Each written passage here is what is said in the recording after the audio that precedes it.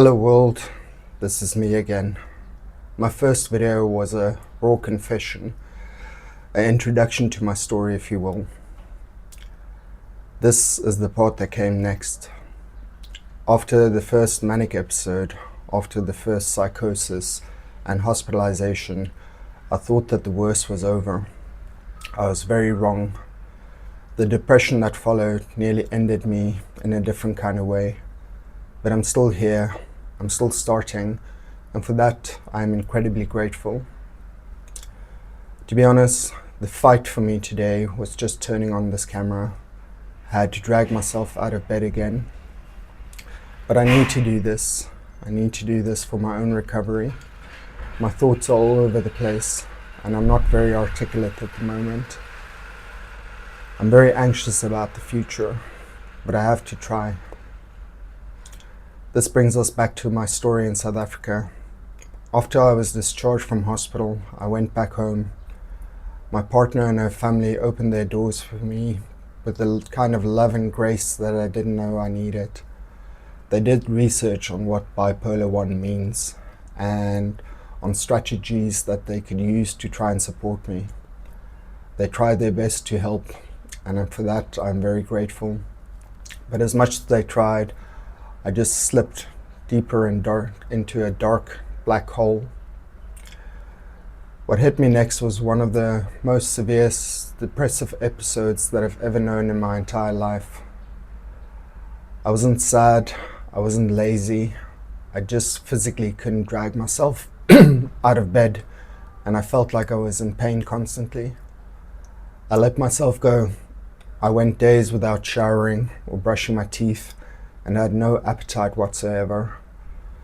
This is a stark contrast of who I used to be.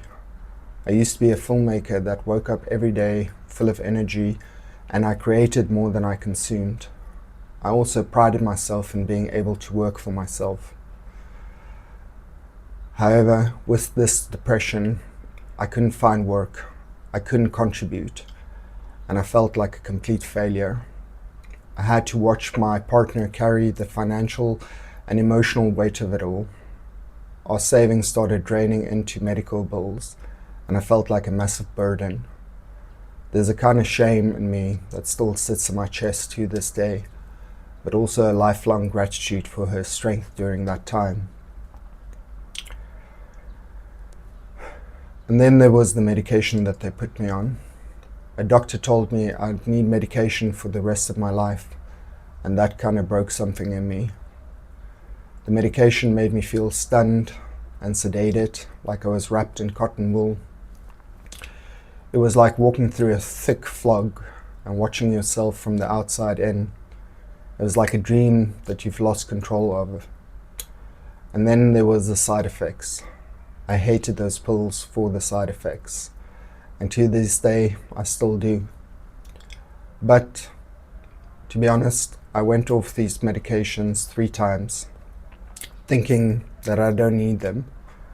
And every time the mania and psychosis got worse, ultimately got to the point where it nearly destroyed my entire life. I now know that this medication helps my mind from spinning out of control. Doesn't mean that I don't hate taking them every single day. My partner and I tried, we really did, but the tensions grew and the silences were longer. And in that fog, I came up with a simple idea. What if I moved backwards in order to go forwards again? We lived in Hong Kong in 2014, and this is where we first built a life together. I said to myself, if I go back alone just for a year, I could rebuild our savings. I could be useful again. This was one of the hardest decisions that I've had to make. And looking back at it now, it's what brought me sitting here today, alone.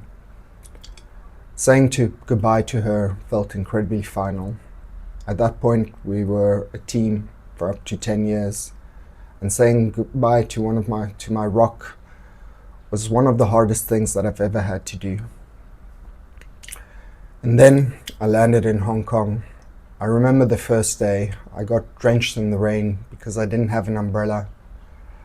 I walked into a tiny cramped room, soaking wet. The paint was peeling off the walls and it smelled like mold. And in that moment, it took me back to the hospital rooms that I've been in before, tiny and cramped with the bare necessities. The loneliness and isolation hit me like a brick wall. This was the first time in 10 years that I've been completely alone and lost. Nobody prepares you for the grief that you feel when you are diagnosed with bipolar 1, the grief of who you used to be.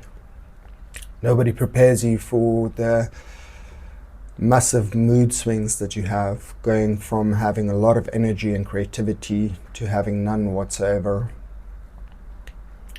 I wish I had known what I'd let myself in for. But this video is not just about me, it's about you as well. I'm doing this as a form of therapy for myself, but I know there's other people out there just like me. If you've ever dealt with depression after mania, if you've ever felt like a ghost in your own skin, or lost the person that you used to be, just know that I see you. I know we are both fighting our own demons and our own wars on a daily basis, and you are not alone. But this is me. I'm still here, I'm still starting, and this is my second act. Thank you for listening.